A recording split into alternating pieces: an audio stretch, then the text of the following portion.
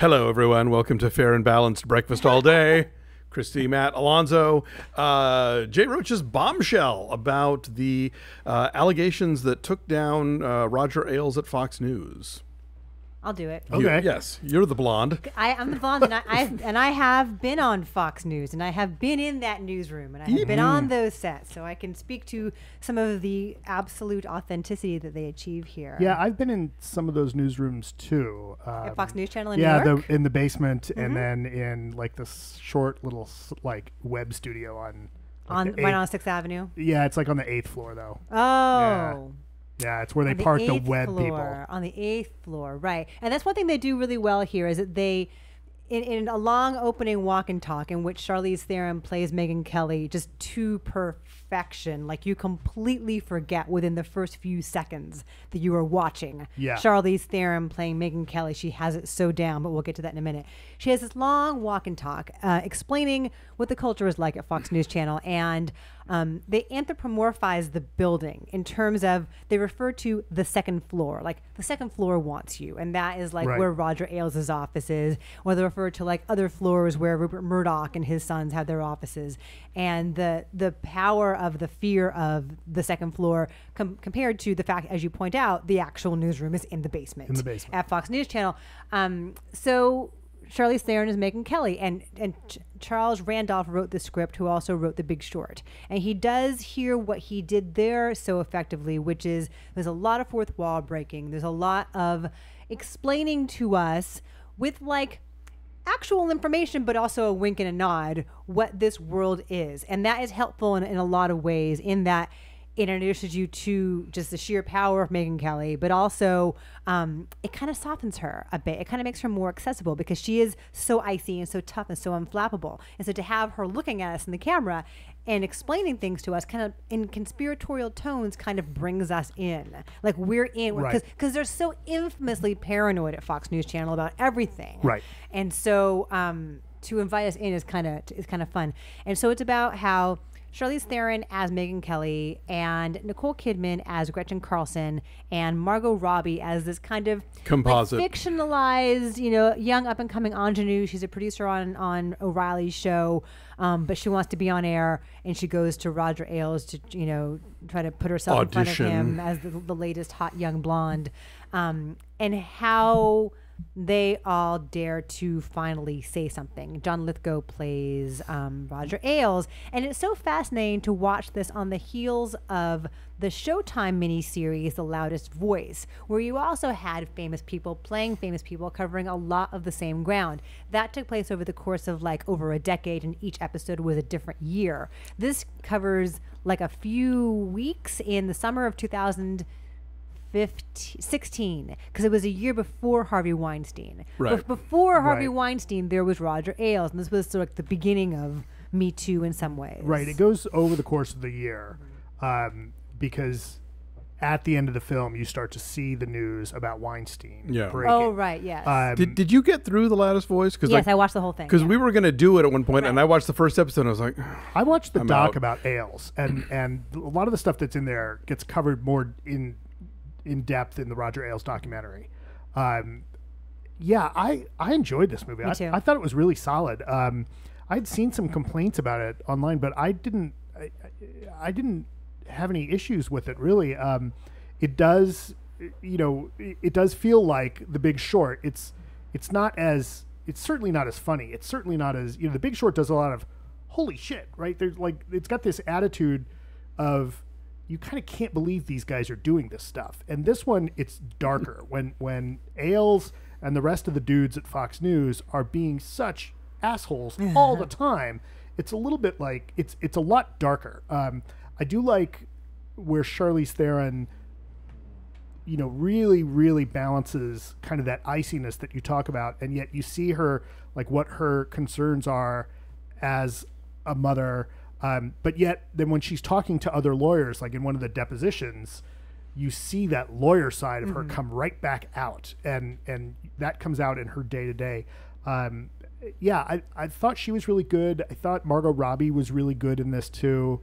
The dynamics between the different characters worked really well. I like Kate McKinnon in this. I mean, there's a lot of people who show up for just like one shot practically. Right. Like His Alice last- Eve.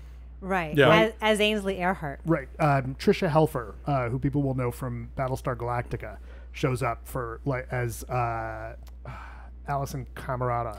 Who used to be on Fox and Friends and now is at CNN. Or maybe she was Juliet Huddy. Alana she was Ubach as Kimberly. Janine Janine Pirro. She's Right. perfect. The guy who does who O'Reilly. makes a disparaging reference to TheWrap, by the way. That was very exciting. That's really funny. But the guy who does O'Reilly is like dead on. Like for 2 Yeah. seconds, you will truly believe you're watching O'Reilly again. And they're not all that good. Like, having seen both The Loudest Voice and this, like, Naomi Watts as Gretchen Carlson is better than Nicole Kidman as Gretchen Carlson, which is interesting because they're best friends. That's true.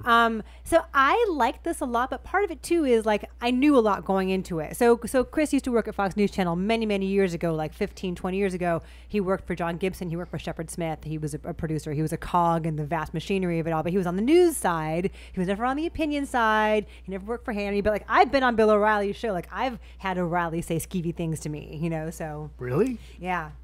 Did I ever On tell you camera or off? No. Before we began rolling. Did I ever tell you guys this story? No. I'll tell this story. This is fun. Oh, yeah. So, remember when I made out with Meredith Vieira? Do you guys know this story? Oh, I think I heard about that. I didn't watch. We're going to digress for like a minute here. Yeah. I Please. apologize in advance. So I tried out for The View in 2003 when I was still in New York, and they were looking for a host, and they ended up getting Elizabeth Hasselbeck. I tried out for The View, and it was kind of a real tryout and kind of like a first-person thing. Like I was working at the AP. I wanted to. I'm like, here's tell you you write what. a story about I'm it. gonna do a first-person story on what it's like to try out for The View. If you like me, great. If you don't like me, I've got a good story, Right. and I had fun. You had fun. You have good publicity for it. So I was like one of the first people. Look at you. You're George Plimpton. I know. I tried out for The View, and so this happened right Look up after. the Paper Lion, kid. PLY, PMTON. Right after the Britney Spears and Madonna kiss on the VMAs. It was like the week after that, and Meredith Vieira. This is like within seconds of the show beginning. It's live TV, and I'm at one end of the table, and Meredith Vieira is at the other. And Meredith Vieira says, "We love publicity at the show, and Christy Lemire is here from the Associated Press, and I have a great idea for how we can get some publicity." And she gets up and she walks around the table and she grabs my face and just lays one on me and starts Wow. making out with me live on TV. Hey, consent, Meredith Vieira. Right. Yeah. I feel assaulted, but no one told me this was coming. Like maybe 2 people knew. No one told me. No one warned me. It was live TV Wow. within seconds of it beginning, and I'm like, I could either just freeze or go with this. So I grabbed her head and I started making out with her too. And there, if you Google, there's a photo of it. You can Google me right now, making out with Meredith Vieira. How's And- her breath? Right. It was fine. It was lovely. And but then so Bill O'Reilly had seen that, and I had gone on O'Reilly's show to talk about something, I can't recall, some movie that he made some bullshit controversy out of. And before we began, All his controversy was bullshit. right before he began, he says to me like, "Oh, I saw you making out with Meredith Vieira." And he's like, "That's not who I want to see you make out with." He's like, "I'd rather see you making out with." Oh, and I won't say. I'll just leave it right there. And so, like, right before we're about to go live, he puts this creepy thing in my head to unsettle me. I don't know, just to be predatory. I don't know. But anyway, Creep's gonna creep. I can attest to the culture of what it's like there. One cool thing they do, I want to say though, in getting this place right, is they get like the wardrobe and the hair and like the homogeneity of it right in the closet. There, scene. the shot of the women's wardrobe closet in this movie Oh my is God. like the dressing room in Hustlers. Right. Like everything is so tight and short and stretchy and brightly colored, and the way that people are trying to, I literally was like, oh my God, this is just like Hustlers. And the best part about that is they keep cutting to that after it's kind of after the news is broken about Ailes, and they keep cutting as they're doing that. They keep you hear these calls and these interviews with the other female reporters, like, "No, I can wear pants if I want." Of course, it's not a And they leg keep- cam. Right, of course, right. Oh, I can wear pants. No, nobody tells me what to wear. And they keep cutting back to that wardrobe room, and Yeah. it makes that scene really effective. It's all like form-fitting, jewel-toned sheath dresses, Exactly. and high heels. I didn't love this movie because it felt to me like it was a movie that was constantly starting. Like I kept waiting for it to like then go to a place, and it seems to kind of skate on the surface. And I don't know if part of that's just familiarity or part of it is that Jay Roach like I feel like that there's not enough of a point of view in this movie. Like, it could have either been like a really dark satire, or it could have been this sort of damning expose, and it just sort of feels like the VH1 best week ever version of this story somehow. I don't know. It felt weirdly glib, and it's not like I was. I don't have a dog in this hunt. Like, Roger Ailes is a pig, but well, he's a dead pig now. He's a dead pig now. But blanking on names, the woman that Charlize plays, Megan Kelly is the one who went on the air and said that Santa Claus and Jesus are white. So I was like, I wasn't rooting for anybody necessarily. I kind of appreciate though that they will depict her with some complexity. She's not just like this crusading hero. Absolutely, no. It is weirdly fair and balanced to her. It is, ironically so. But I don't know. I just wanted the movie to have more of a kick, either to be funnier or to be like more, more of an expose. I don't know. It felt too wishy-washy to me. It balances like bemusement and outrage. I think it has equal parts of both. Yeah, I don't know. And then the other thing is that, like, while Charlize Theron is giving a great performance, they have put such complicated prosthetics on her face to make her look exactly like Megan Kelly that I felt like I was watching The Woman in Eyes Without a Face. Like, it's a mask at times, and like I was looking at her, and I was like looking at Charlize Theron's eyes peeking out from this, like, like V for Vendetta mask going on. I found it unsettling. I feel like they achieve a lot though, not just through the prosthetics, but just through the actual eye makeup, because like the heavy top lid eyeliner and the eyelashes are doing a lot of the heavy lifting. But beyond that, like, she gets not just the cadence of the way Megan Kelly speaks, because there's like a deep resonant richness to her, like an authoritative nature to it, but also like a selective kind of breathy, seductive punch that she employs here and there. Terrorist fist jab. Right. Yes. But also she will she gets like that, the fact that Megan Kelly has like projecting this image of being unflappable at all times. There's like right, it's the lawyer. A lack of right. And that's the reason that she sucked at daytime TV. Because she's not relatable in any way. She's not like warm or relatable, which is why I think that the walk and talk off the morning show would never have cast It's fun. Yeah. So I think she gets not just the sound and the look, but like just the vibe of her. She's terrific. I liked Margo Robbie a lot. I wanted more Kate McKinnon. I thought that was a fascinating character.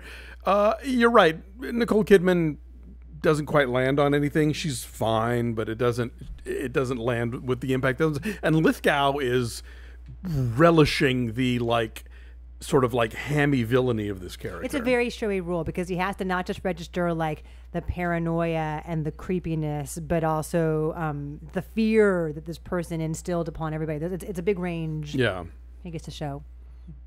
Yes. Yeah, I think I like this a little. I know I liked it a little bit more than you, but yeah, you're talking about the makeup that Charlize was wearing, and I started thinking at some point we're going to see people play real life characters that there's footage of, and they'll be able to do like the de-aging thing, but with a whole separate person. They'll just mocap it. Yeah, like with the deep fakes and stuff. I think we're not far off of that. But they do have actual Fox News Channel footage in here. Like they'll insert Nicole Kidman as Gretchen Carlson on the couch between Steve Doocy and Brian Kilmeade on Fox and Friends. Well, we used to call that Forrest Gumping. I don't know what they call it now, but yeah, there is Forrest Gumping. But then they also cut to pictures of the real people, actual right? Like people. when they show archived pictures of Ailes, it's Ailes. It's not Lithgow. Yeah, and they have women who were his victims prior to his time on Fox News Channel. Women whose careers didn't go anywhere. Yeah, because of him.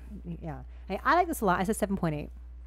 I give it a 7.5. I'm right there with you. What did I say? 6.5? 6.5. 6.5. Yeah. I admire what this movie's trying to do, but I don't quite think it finishes the job. Yeah. I brought Chris with me, and that was fun to like watch him nod along in acknowledgement of like the stuff that they got right. So yeah, I got that. Did he call anything they got wrong? Like in terms of? Oh God.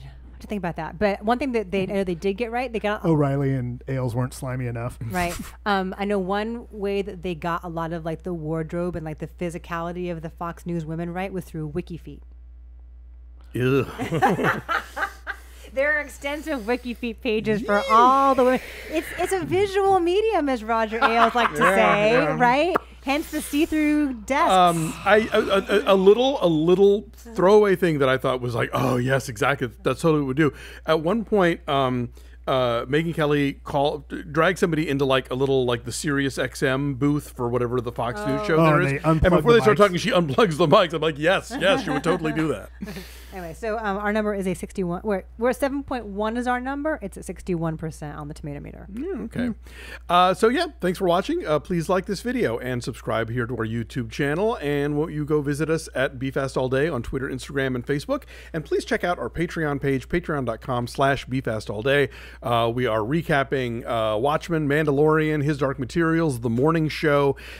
We've got on-demand reviews for our members. We've got news and trailers and who knows whatever pops up there. So it's good stuff. We hope you'll check it out. If you already have, thank you so much. We super appreciate it, and we'll see you all next time. Bye. Bye.